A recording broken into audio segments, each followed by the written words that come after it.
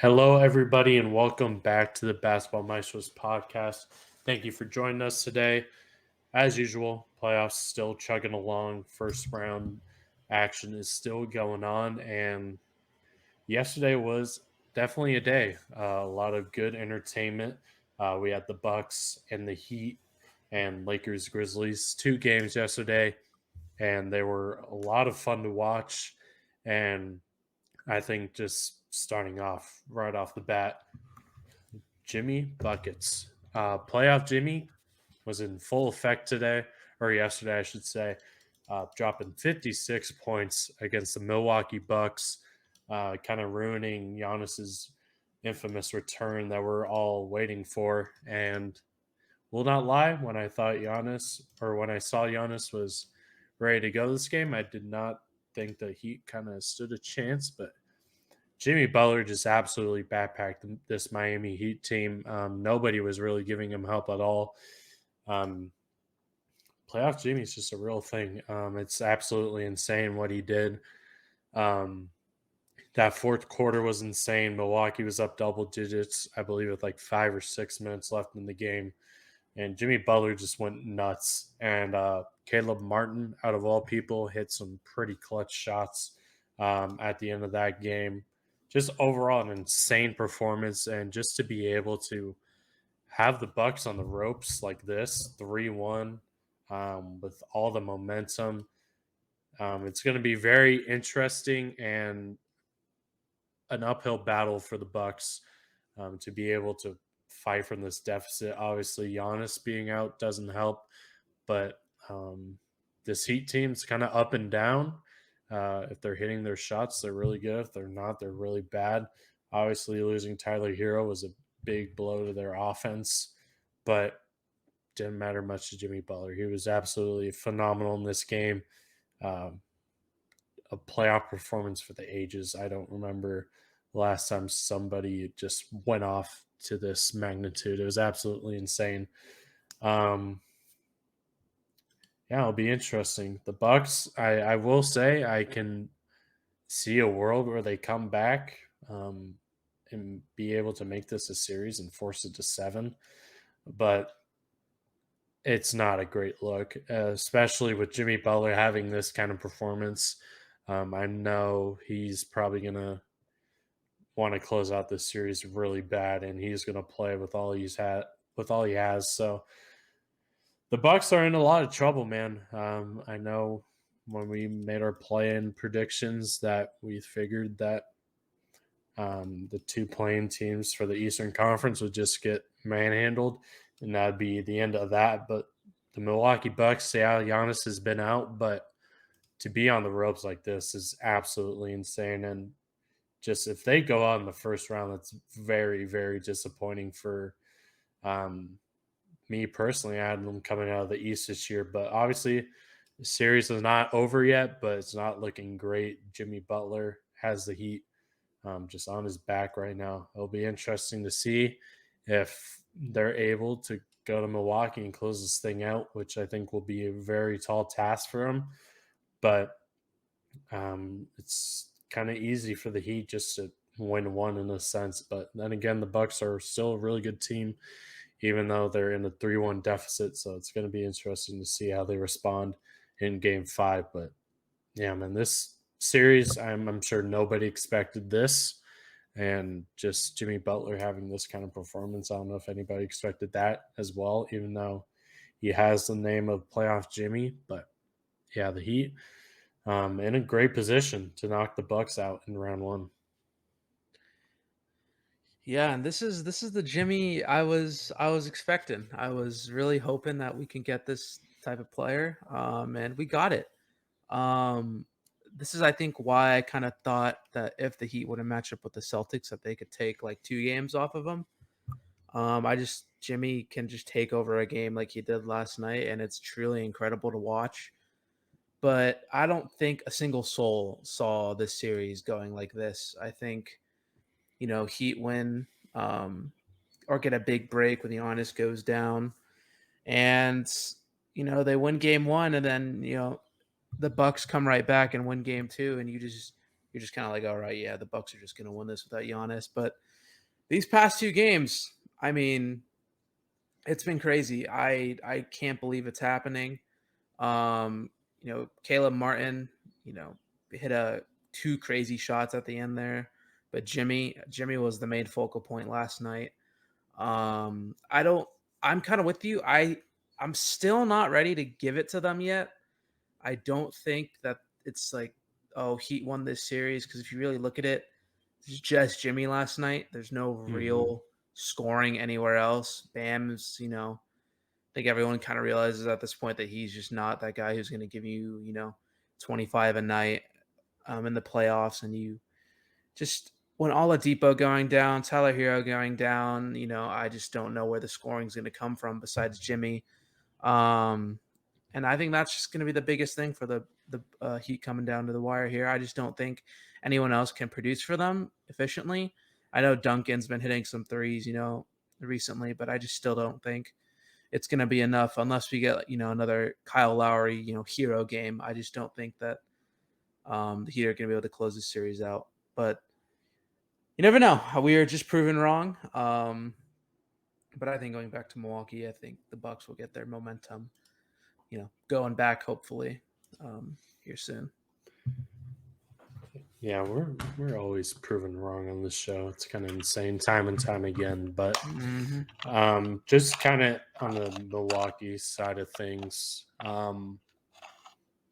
if they were to go out to flame out in the first round, um, do you think there has to be a need for change or drastic change, or is this just kind of like a series where you just look at it from a front office or fan perspective that, well, Giannis missed, I think, 2 games, came back, and we just weren't able to kind of piece it together? Or do you look at this team and be like, wow, that was kind of unacceptable with Giannis or without him? We got to be able to win that series. Do you think there has to be change if the Bucks flame out here in the first round? I think you do look at it and you look at it like, wow, like we should have won that because the Heat have been so disappointing all year. And I know like it's a couple games, but it's the playoffs and this team has championship aspirations. So I don't think it's anything with coaching staff. I think the coaching staff will be safe regardless if they lose this series. But I think you got to make a move somehow. I don't know what you can do with this roster. You are just so, old. And it's just like, besides the starting five and like 2 bench pieces, like you really don't have a lot, in my opinion. Um, but I mean, you just look at the team. I'm looking at the team right now. It's like, what do they like? What can they really do? So I think the logical thing, and I think what happens, I think they just run it back if they were to lose. But like, what move can they really make? I don't Mm-hmm. know what their cap is. I don't know. I know they don't have a high pick in the draft, obviously, but um, I don't know what you do. I mean, maybe trade Chris Middleton, but like, what would that really do? I mean, Drew. I mean, Brooks there too. Obviously, not going to trade Giannis, but I mean, besides those 3 players, like you're not really going to get too much back for anyone else on your roster. So I don't really know a move that they could make. Maybe in free agency, but like I said, I don't know their cap situation. But and this free agent class isn't even strong, anyways. So Mm-hmm. I think they have to make a move if they lose this. I don't know what the move would be, but I don't think we go drastic and like fire the coaching staff or anything like that. Yeah, and then looking at their bench, Bobby Portis was in the running for sixth man of the year.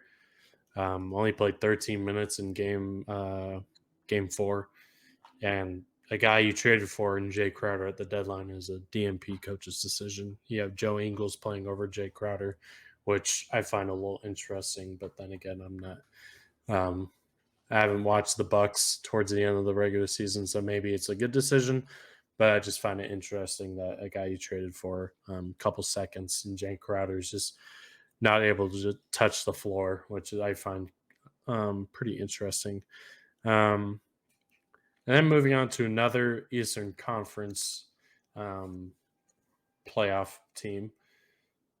The Philadelphia 76ers have moved on. They're the first team to advance to the second round. And I honestly don't even remember if we talked about it last episode or not.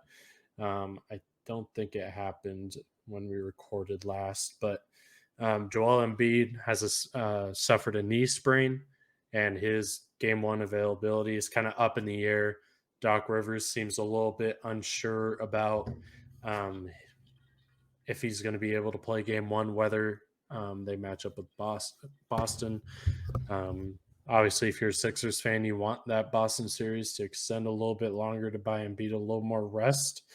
But obviously, not a great look. Embiid's kind of been a guy who's hasn't been great in the playoffs, and he's missed time in the playoffs as well. So it's obviously not a great sign. But I mean, you made it out of the Brooklyn series. You swept them. Played game four without Joel Embiid. You saw some signs of Tobias Harris kind of stepping up. Tyrese Maxey had a pretty solid series. So the Sixers were able to move past the Brooklyn Nets, but I think all eyes are on the Boston Celtics, assuming that they finish up this Hawks series sooner rather than later.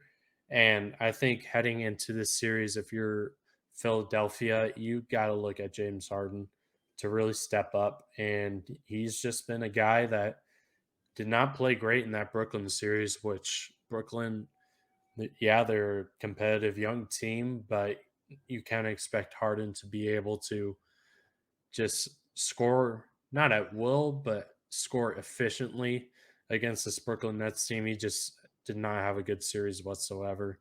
In game one, he made a lot of threes efficiently, but from 2 point range, he was just god awful. And that's kind of just been the theme for this first round series. He wasn't great from the three, or he wasn't great from the field, but from three, he was pretty solid and respectable, but I think you just got to expect Harden to step up here. Yeah, he's not the Houston James Harden that was just a scoring machine, but in game four to go 4 for 18 is just kind of insane to me. And the series clincher, and you're going against a Boston team that's probably top three in defense, if I'm just guessing, but they're going to throw a lot of different coverages at you. They're obviously probably going to double Embiid or throw some sort of double team at him.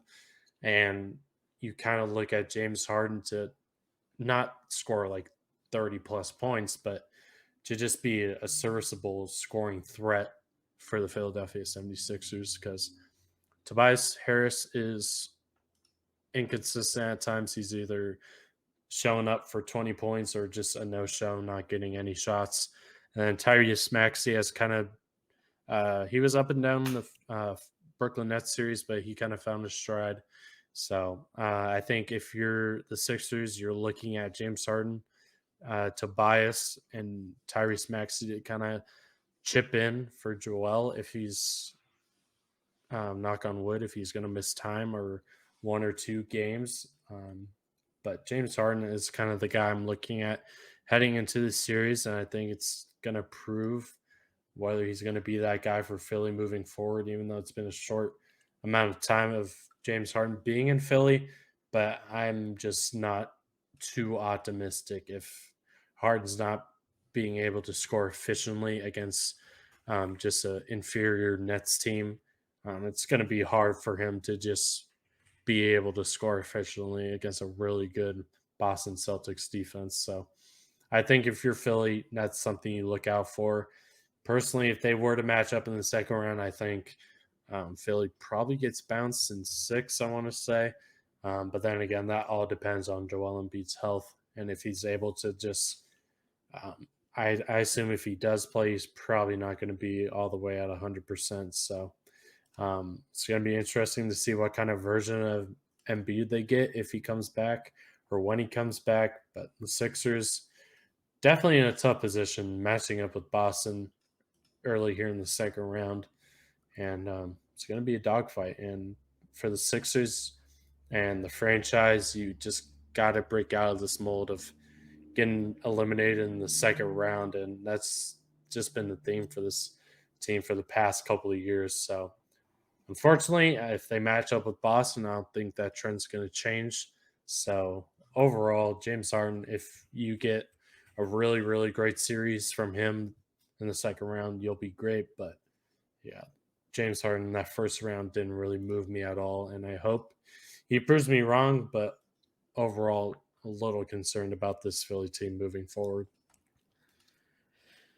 Yeah, I'm with you. That series didn't really impress me at all. Their win. I mean, um, they really should have lost game 3, but Brooklyn had other ideas with Claxton doing some say little things. But I, Joelle has been good, but obviously getting hurt, it's something that we should expect at this point in his career.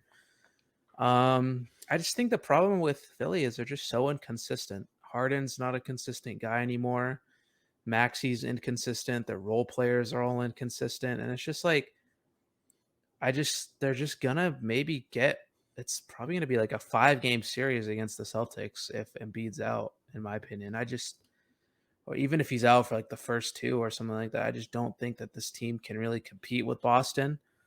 I think Boston's showing how dominant they are. I know that they did drop a game to Atlanta, but um, I just think that was kind of a fluke, to be a little bit honest with you. Or not a fluke, but I just think Atlanta played really well that game, and it's not going to happen. I think they close that series out tonight. Mm-hmm. But it's just Boston is they've been kind of inching, in my opinion, just to be my favorite. Honestly, I think they're playing really well. Their defense is amazing, and I think if you're struggling with just Mikal Bridges, I think the Sixers, like I've said, are going to be in a whole lot of trouble with Jaylen Brown and Jason Tatum going at them. Mm-hmm. And even if those two aren't even playing good, you still have to worry about, Brogdon, Derek White, Al Horford still can be a guy for them. And it's going to be rough for the Philly. And I don't know. I just don't see a world where Philly wins the series. It's just, Harden has just been disappointing. Maxi can bail them out maybe one game. And Joel, I think he'll still play really well. But like we've seen in the past, it's just not going to be enough. So unlucky. Well, unlucky for Philly again.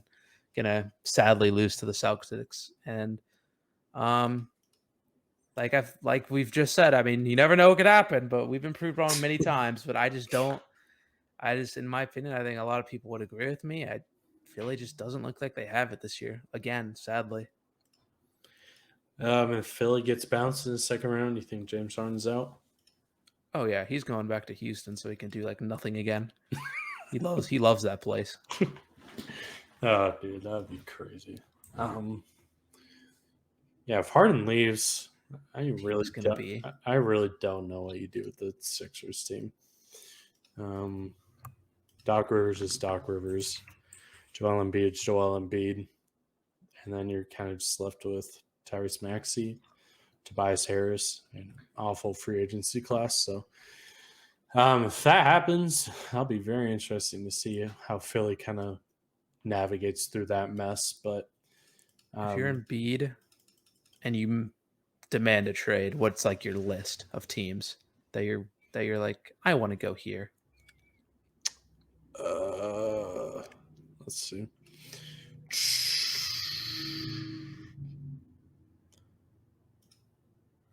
The Knicks. They have a Knicks lot wouldn't of be young bad. guys picks, I think. I think he'd probably Knicks want to wouldn't be stay bad. out east because I don't know if he wants all the smoke in the west. I think I would like to see, which I know it won't happen, but a team up I would like to see is like the Mavs if they keep Kyrie. Like I know that big three would never be possible, like with Cap and all that, but I would like to see like where that would go. And give you like Reggie Bullock and like a couple I mean, firsts. yeah, they couldn't. It couldn't happen. It would never happen, especially with how much a team would have to give up for him. But I think that'd be cool to see how that would play out. But that's something you have to do in 2K, and will never happen. Yeah, I'd probably say I don't know if Brooklyn has that many picks. I was gonna say Brooklyn would be cool too, but I don't know if they have that. I don't think The they have that. Thunder maybe because they have years and years of picks. Yeah, but then they have Chet. I don't even Yeah, know if but Chet can play the four. Can he? I don't even know. he's gonna have to suck it up. Yeah, I think that'd be interesting if Harden leaves. What the front office does, how Joel Embiid reacts. Well, for that drama. But moving on to another surprising series to me. The Cavaliers and the New York Knicks. The Knicks taking a commanding 3-1 lead here in this series, able to protect home court, win two games in MSG. And those two games in MSG just showed me that the Knicks are just insane defensively. Josh Hart is him. He's just been all over the court, just doing everything for the Knicks. Has just been a huge help for them, and again proving that he was such a steal at the deadline for the Knicks. And the Cavs just showing that lack of experience. I mean, Donovan Mitchell putting up 2 points in the second half of Game Four is just flat out unacceptable, regardless of how good the Knicks are playing defensively. If you're arguably a superstar, you got to be able to find ways to be effective. Darius Garland was really great in the second half, so if he was able to find ways to score, he's got to be able to find ways to be involved as well. Just overall, not much production from the Cavs. Their offense has just kind of sputtered on the road and just losing two crucial games. I mean, they put up 93 in game four, and I believe like 79 in game three. So their offense has just kind of been keyed in on, and Thibodeau has just been able to figure it out. But then again, if outside of Darius Garland and Donovan Mitchell, what are you getting? Isaac Okoro has not been able to make a three. Seti Osman has not been able to buy a basket. Karis LeVert's up and down basically his whole career. And Jared Allen's not necessarily, you're not giving him the ball just to get a bucket. Evan Mobley has kind of shown flashes, but I feel like he's not as aggressive as I would like him to be. But overall, the Cavs kind of showing that inexperience. And that was kind of the question we raised heading into the series. But I didn't think it would be this much of a factor. Um, Overall, the Knicks with a commanding 31 lead. Personally, I think the Cavs went back in Cleveland and then the Knicks just kind of finished it up in MSG. But a little bit disappointing series for me. I thought it would be like a back and forth kind of series where one team takes one, the other one takes the other, and so forth. But the Knicks have just been, frankly, the better team throughout this whole series. Game two is kind of just fell apart offensively, but besides that, they've definitely showed um, just offense. Their offense hasn't been great, but their defense is just kind of made up for it. And Julius Randle got benched the whole fourth quarter. You didn't really notice that his impact was missing. You had Mitchell Robinson playing really good. Hardenstein with impactful minutes. Quickly has kind of been struggling, but Josh Hart's kind of picked it up. RJ Barrett did shoot well from three, but he's been able to put together two solid games at MSG. But overall, the Knicks looking good. I think they're probably going to wrap this series up in six.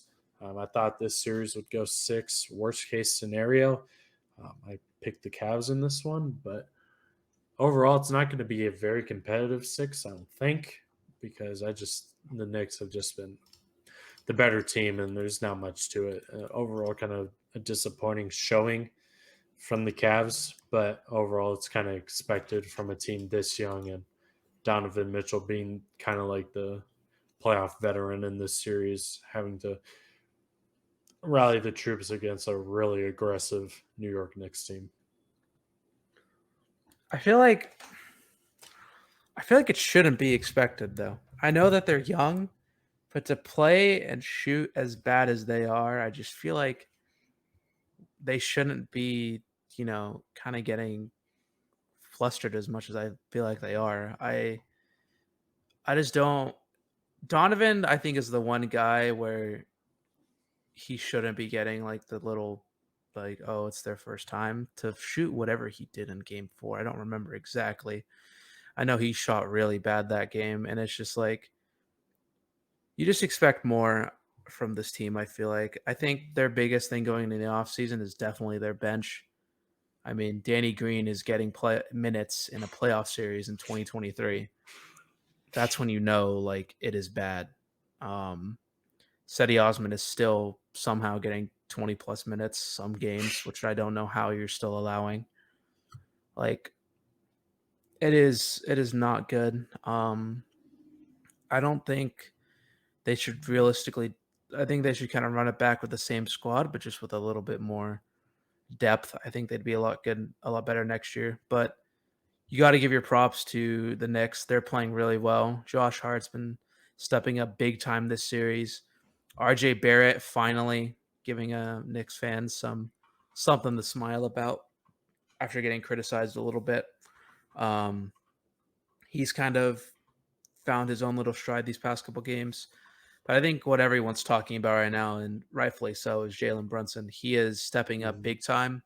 Like I think everyone knew he could after what we saw last year in Dallas. And he deserves everything, man. He is playing really well. Um, and something that I can't believe that I don't think many people thought, but the Knicks and Heat could be matching up Yeah. in the second round of the playoffs, which I don't think many people, I don't think I would have believed you if you said that. I don't think there's maybe 10 people who would have believed you if you're not a Heat and Knicks fan. I don't think anyone saw that coming. And I think that series would be fun to watch with the Knicks, maybe even going to the conference finals, which New York would go Would insane. New York would blow up, I'm pretty sure.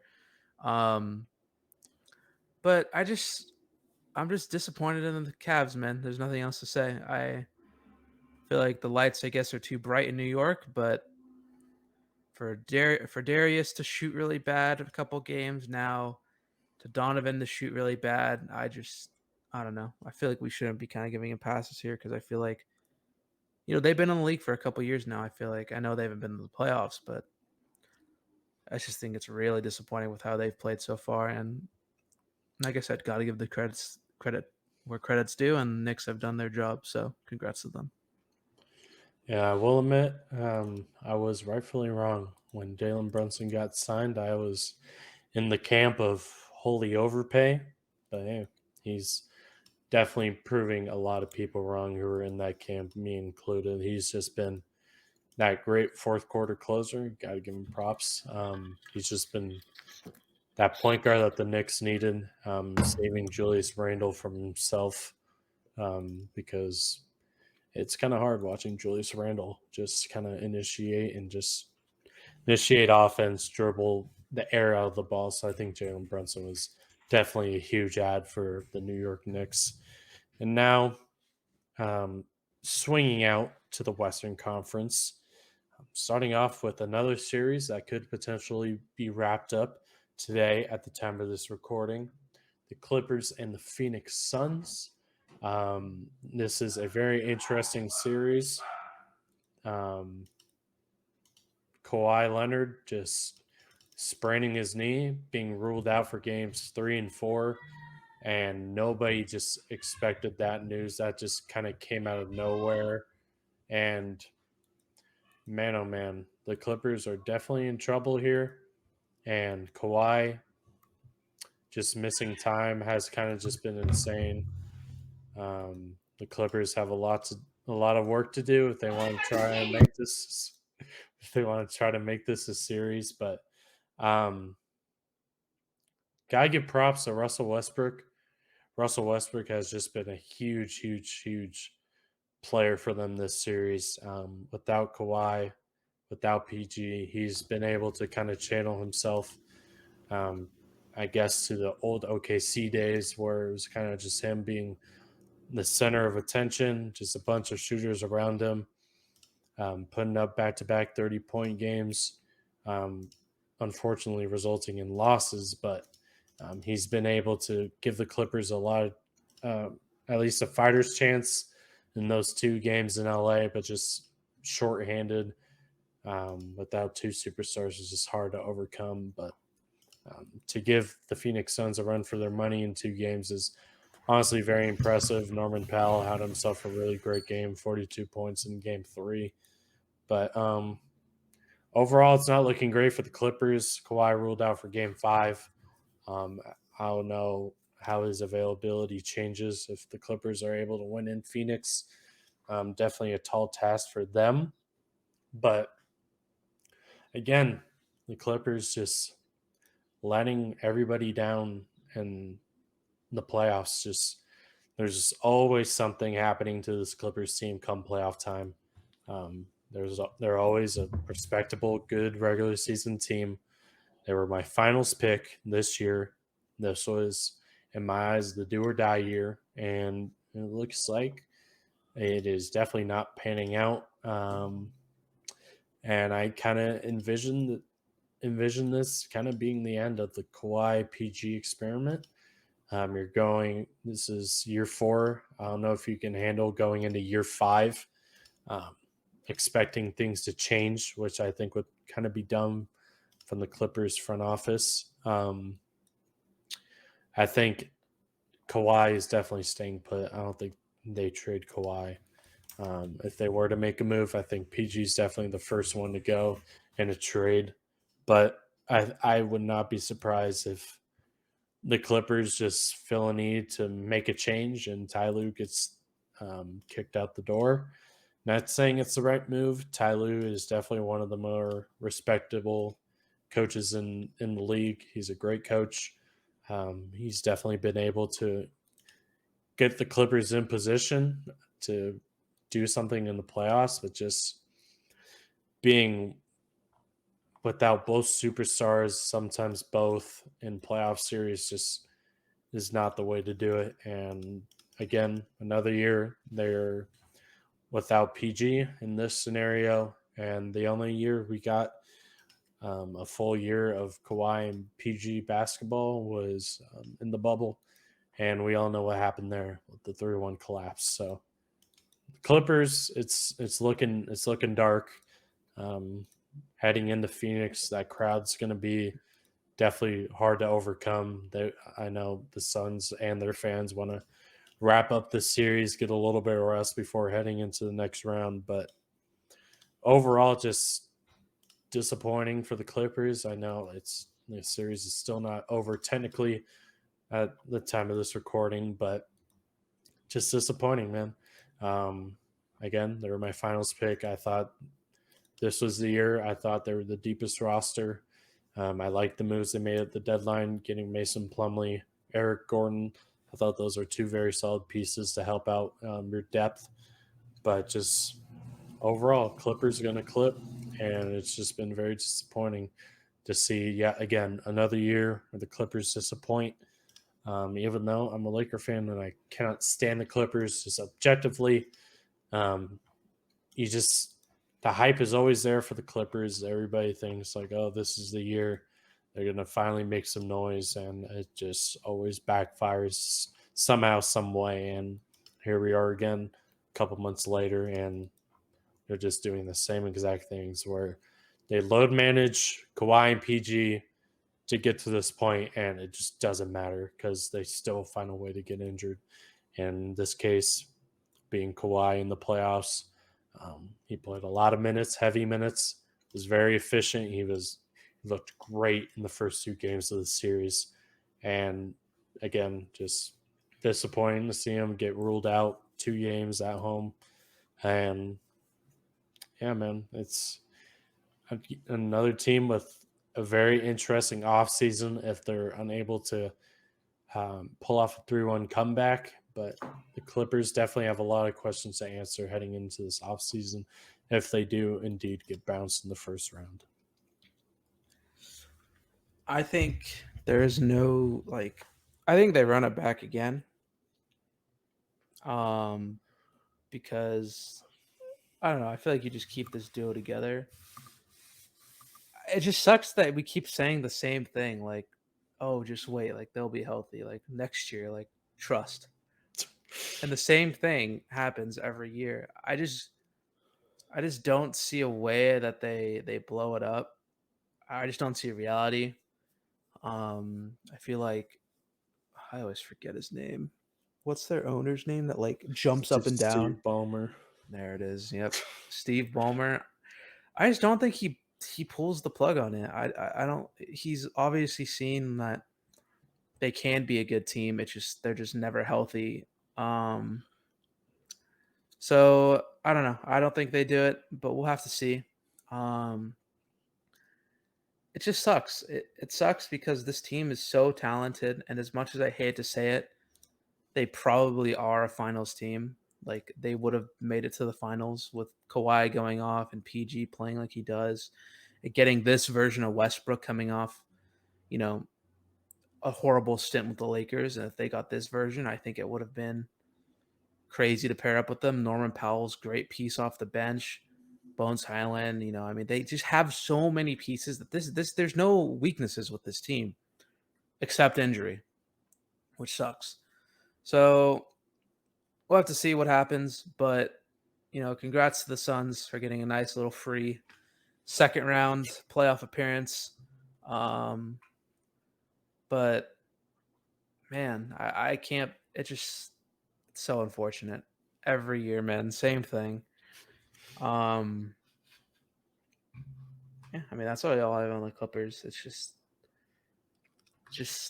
honestly, it's not. I guess I can't really say it's frustrating, but I think something funny or kind of ironic is I saw a quote or whatever. I think it was PG on his podcast or something said like, injuries are all like work ethic or something.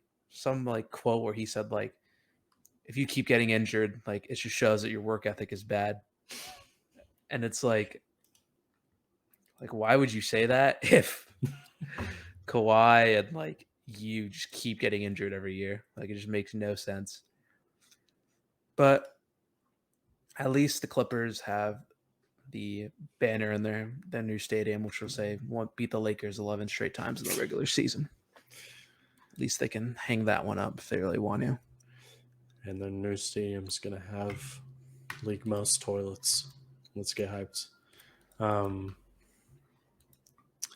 Yeah, man. Again, very disappointing. Assuming that they're not able to pull off a 3-1 comeback. But kind of want to do a temperature check on the Phoenix Suns. Are you more scared of the Phoenix Suns, indifferent, or are you kind of at the stage where they don't really scare you at all? Am I scared? Like, if the Lakers played the Suns, like, would I be scared? Yeah, or just like say if you're the Nuggets heading into the second round or whoever matches up with them in the Western Conference Finals, are you really that scared of the Phoenix Suns heading into a 7-game series? When a man named Kevin Durant or Devin Booker are on the floor, yes. When they are not on the floor, no. It's a simple answer. Like, if I have Katie and Book dropping 35 each on me, like, what can I do to stop them? Nothing. So I think that's where I would be scared because the Lakers play inconsistent, and I think we both know this. To where if we start slow against the Suns, we're not gonna get that lucky like bailout because they're gonna have Katie. And like if Book and Katie are on and we're not, like there's no coming back from it realistically. Mm-hmm. So yeah, that's just the simple answer. I think that they should be feared. But when that bench unit comes in, I think every team kind of knows like, all right, time to make a run. Yeah. Um, Personally, I'm kind of indifferent. I mean, without Kawhi and PG, the Clippers still have a serviceable team. They're still going to be competitive. And I think um, just those two very competitive games in LA just kind of um, made me think about the Suns a little harder. Maybe they're not as scary as I think. Maybe I'm just completely wrong, but um, I'm interested to see how they match up against the Denver Nuggets. Um, I'm also interested to see how Jokic is on the defensive side of the ball and how many actions Monty and the Suns are going to put Jokic in terms of defense and ball screens. So it could be a very bad matchup for the Denver Nuggets, but um, some guys at my sports internship say that they got the Nuggets in five. If the Nuggets Sun, in 5. if the Suns and Nuggets match up, which I found very interesting. But That's yeah, that's silly. I was on their podcast. I asked them, "How do you think Denver and Phoenix would match up?" And he said Nuggets in five, which I found interesting. I'm a little indifferent on the Suns at this moment. I think I kind of need to see them go against a team like the I Nuggets. Go ahead. I didn't want to cut you off, but I just think that if Monty is not a dumb enough coach to have it where Devin and Katie are like not like one of them will always be on the floor for Yeah. like so it's like there's maybe like a 5-minute interval where like one of them isn't, and I just it's like so dumb, but like it's just they're just better than everyone. That's it's like such a simple way to look at like basketball, but the star power is there. If a games, I feel like the games are so close against the Clippers because the Clippers like they have a lot of good players, Hmm. right? They don't have like the star power, and I feel like that's why they're losing these close games. Like they're so close. Like they're good enough without Kawhi and PG to keep the games close, but when it comes down to those 5 minutes, like they just don't have the star power to win it, and that's just kind of how I look at it. So I mean, they do look close, but there's just too much talent. And even Chris Paul, like we saw like one game, like he turned back the years. Now he won't do that every game, but like you'll get maybe 2 games a series where Chris is hitting his shots. And we Hmm. all know DeAndre is just soft, so like him and Jokic were like perfect for each other. I mean, Jokic isn't really as soft as him, but we know Jokic isn't like the most athletic center, so um I don't know. I don't think 5. I could see the Nuggets beating them in 6, but Katie getting 4-1, like I don't see that. But very interesting take. Very Yeah, interesting. yeah. I'm interested to see how Denver matches up with them. It could either be really good or really bad. Guess we'll see. But moving on to another series as currently knotted at 2 games apiece. The Sacramento Kings and the Golden State Warriors. The series swung back to San Francisco. Kings are just unable to get it done. Kind of got manhandled in game 3. Steph just doing Steph things. It was kind of a wire to wire game. I feel like the Kings weren't really in it for much of it. Game 4 was a completely different story. Keegan Murray was the guy I was looking at. Oh, like he was just completely missing in the series. He was in the starting lineup, but just didn't do much. And in game 4, he was great, hitting crazy 3-point shots just off the dribble, um, catch and shoot. He provided a very much needed boost for the Sacramento Kings this game. I believe he had 19, I want to say, in game 4. But um, down the wire to this game, I look back at game 4 and the Kings just kind of shot themselves in the foot in this game. They just had so many chances to take the lead. Um, I think it was like a 2-on-1. Sabonis has the ball, turns it over. Sabonis has a layup on Draymond, misses the bunny. De'Aaron Fox makes a cross court pass to nobody. Malik Monk had a turnover, I believe, as well. And just poor late game execution from the Kings. And despite all that, had a chance to win the game. Steph Curry called timeout when they didn't have one, resulted in the Kings getting a technical shot and the ball back and set themselves up for a game winner. And Harrison Barnes, Darren Fox made the right play, got double teamed, swung it over to the left wing.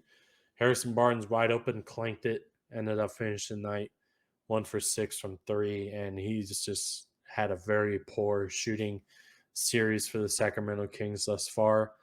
And if you're the Kings, now you get the news that De'Aaron Fox has a fracture in his index finger. He was doubtful to play in Game 5, and now he's saying that he will play. So obviously that's huge for the Sacramento Kings. But Game 5 is going to be a very, very interesting game. Obviously, the Warriors did not win the first two in Sacramento. And we're going to see if the Warriors are able to steal one in Sacramento, be able to take control of the series. I think if the Warriors steal this one, Game 5, they will probably move on to the next round, I think. But for Sacramento, obviously, Game 4 was just kind of a heartbreaking loss. You just can't ask for a better look. I don't think that was a designed play. I think they were just trying to get De'Aaron downhill and they just doubled him. But Harrison Barnes was wide open and he's just got to make that shot. But he, again, hasn't shot well this whole series. So, but De'Aaron Fox gutting it out. We'll see if it's for better or for worse. But I would like to say it's for better. You got to give yourself a chance to come out of this first round series alive. And I'm very interested to see how Game 5 pans out. I think it's going to be a very, very close game. Could go either way. The Warriors and the Kings in Game 4 were starting to find their way from three-point land. They both kind of struggled in this series shooting from three. But original prediction was Kings in 7. I'm a little iffy on that now. If you're Sacramento, you got to win Game 5, obviously, but you got to win Game 5. Give yourself a little leeway going back to San Francisco.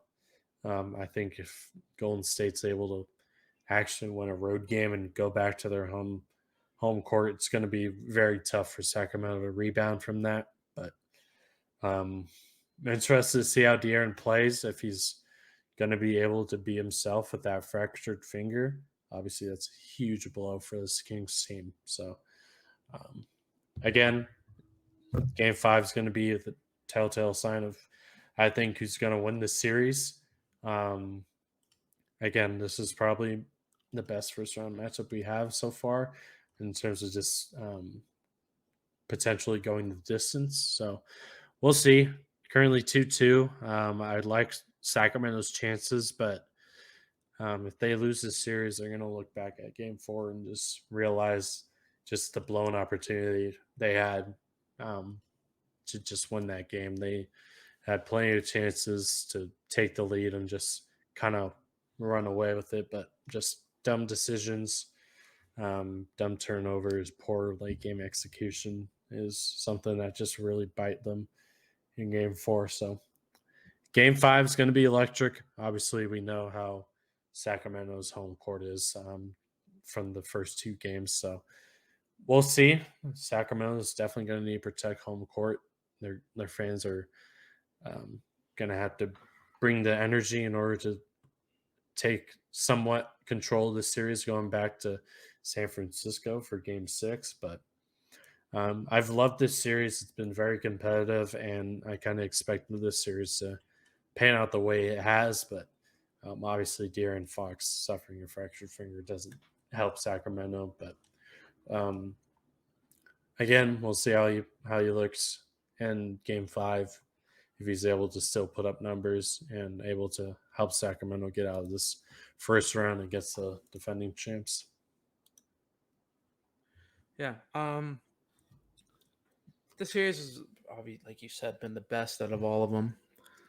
It's just kind of like a little flip flop between these teams. I feel like in Sacramento, the Warriors kind of kept shooting themselves in the foot. They could have won those games, and they just kept making some silly mistakes from a championship team. And now you were in San Francisco, and it's the Kings now who are just shooting themselves in the foot, and like they could win these games with just the little silly mistakes. But gonna be interesting to see how De'Aaron plays with that finger. He's been so great. He got the clutch player of the year for a reason. Like he just in the fourth quarter, I just don't know what he does, but when that 4 shows, like, he just turns into a different player. It is truly amazing to watch. Um, but I think it's just kind of the Kings are a little inconsistent to me where no one's really been too much of a help. I feel like some of their players, like Kevin Herter, didn't do anything on Sunday. Um, and I just feel like those kind of role players just need to play a little bit better for them to win this series. I feel like we were saying that about the Warriors on a week ago, and now 2 games in San Francisco, and now the whole narrative's changed. We're now like the Kings need to step it up. These 2 teams are just really weird how you just flip home courts and they play completely differently. But um, tomorrow, I want to say the Warriors win, and I want to say they close it out in 6. My Warriors in 7 prediction feels pretty good right now. I feel like we're on opposite sides of the spectrum where that De'Aaron Fox news kind of just changed everyone's feelings. Um, but who knows? We'll see how he plays. I think is it his right or his left hand? I don't know, but I can look. if it's his shooting hand, it's gonna be real silly. Even if it's not his shooting hand, still a broken finger isn't gonna feel good when you're playing basketball. Yeah, Um, shooting hand. so that's gonna be interesting. Um, I don't know. I feel like the Warriors take it in game 5. I feel like we're going to get a little Clay performance of some sort. I feel like we haven't seen Clay like fully pop off yet. I feel like that time is now. De'Aaron's hurt. This is a real good opportunity to steal the road game that you knew that you had to at least get one on the road, and I feel like this is the perfect time to do it. So, um, yeah, I think Warriors should be able to do it tomorrow. But um, man, I wish the series was no injuries happened. I really wish. Well, we don't know yet, but if De'Aaron doesn't look like himself, I'm gonna feel really bad because this series was something special, and if we don't really get to see it fully, it's just gonna suck. But um, we'll have to see. We will have to see. And also, I haven't been a big fan of Sabonis in this series. Oh yeah, The numbers may show he's been solid, but he's just been his inside game has just not been there. Props to Kevon Looney; he's been great this series. He's just kind of just Sabonis loves going to his left, and Kevon Looney has just been shutting that off. And he's just been struggling to score inside, and the Warriors have just really locked in on him. And it's honestly disappointing that Sabonis. I thought he'd be a little more effective than he has been, but then again, it's Kevon Looney doing a great defensive job on him and just shutting off his strong side because whenever he goes right, he you can tell he tries to spin back to his left side a lot. So he's obviously not confident going right. So the Warriors have kind of figured that out, but we'll see in Game 5. It's going to be very very interesting. And then moving on to the last series we have to talk about, the best one. the Lakers Grizzlies Game 4 finished yesterday, and that was a roller coaster of emotions, to say the least. Um, Game 3 was electric, absolutely insane first quarter, holding the Grizzlies to 9 points. Um, and the Lakers just had to maintain.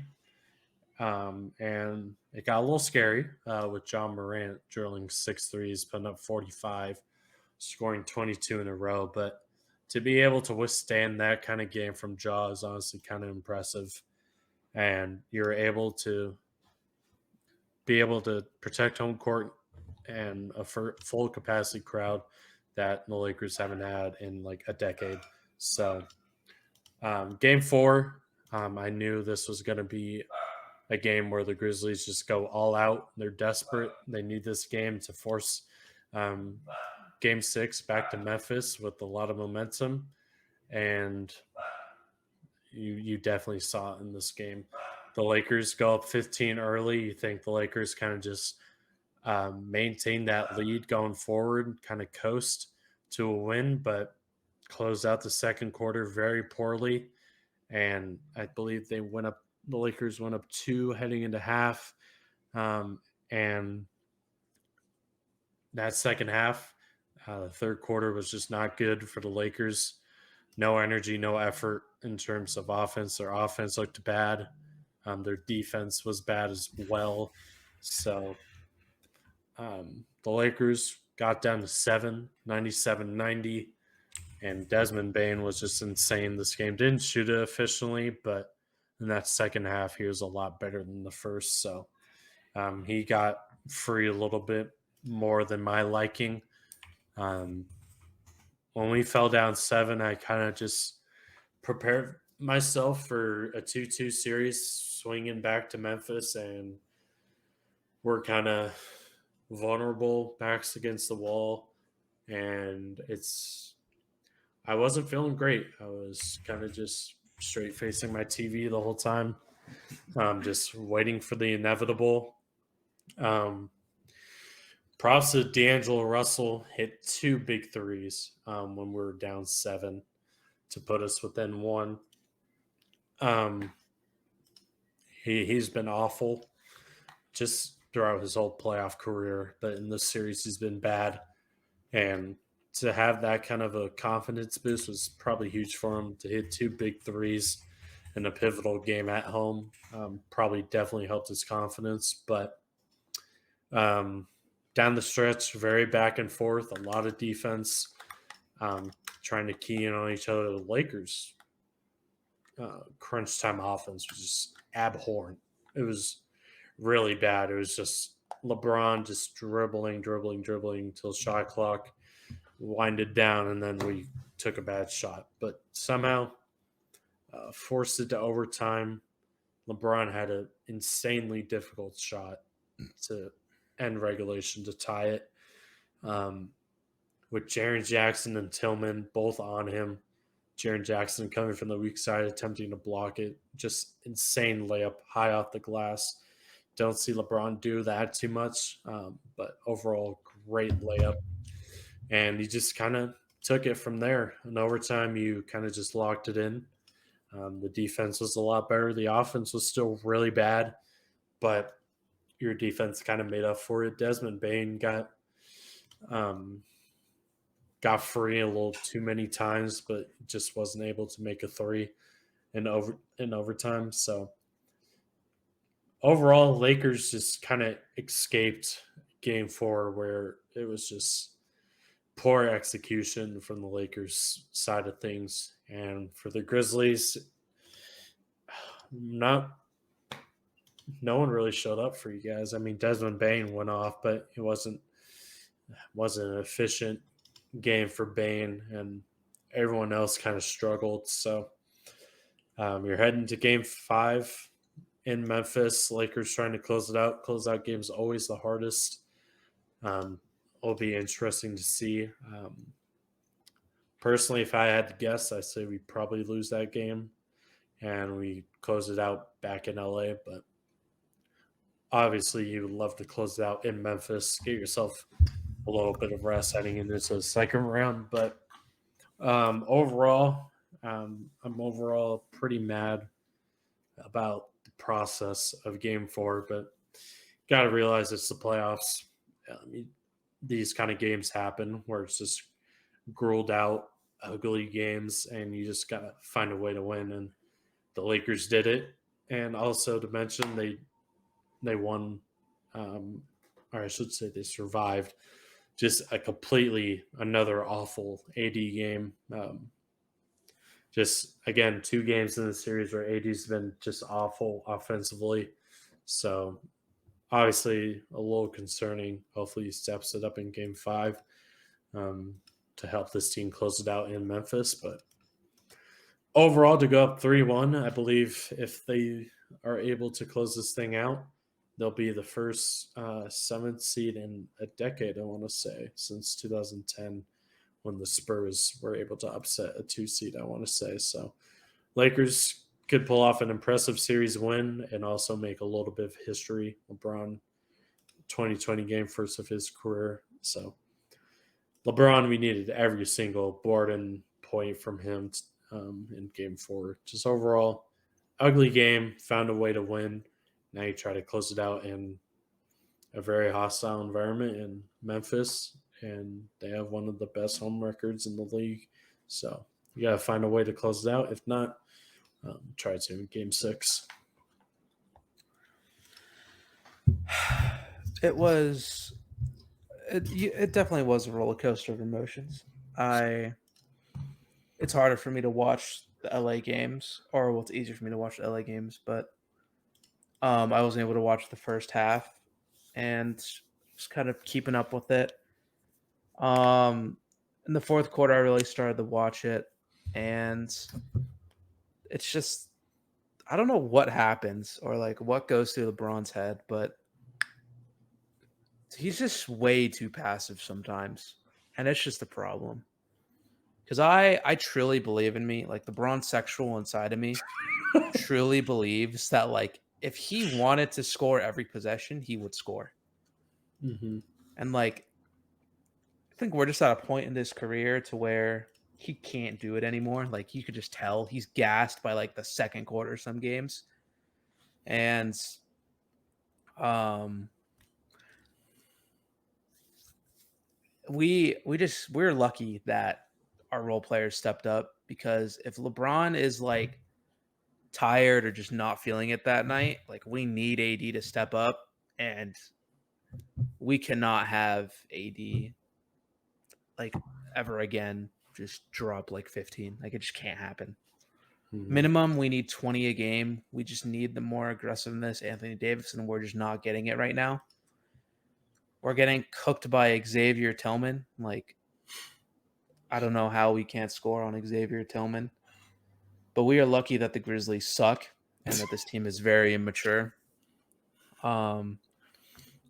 Because I feel like if we play the Warriors or Kings, like I feel like the Kings are more mature than this team. They haven't been there in 16 years. Um, but moving on, but um, it's just disappointing, man. Like D'Lo bricks so many shots, like that one possession, wide open three, brick. LeBron, amazing rebound, back out, brick. Like it's like I expect it's a brick every time he shoots. Like it's really sad. But this team, man, it's just never easy. It can never just be, let's just win normally. Besides, like even game 3, we're up 35-9, and they still find a way to make like a Laker fans be like, wait a second, we can lose this.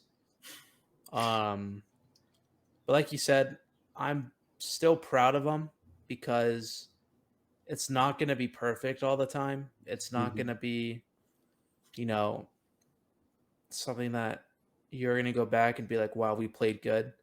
This is what the playoffs are all about. It's about adaptability, being able to just keep fighting until the end. And that's what the Lakers have been doing. So I'm really happy about that. I just want us to close it out tomorrow, which probably won't happen like you said, but we can close it out and that Warriors games or series somehow goes to 7.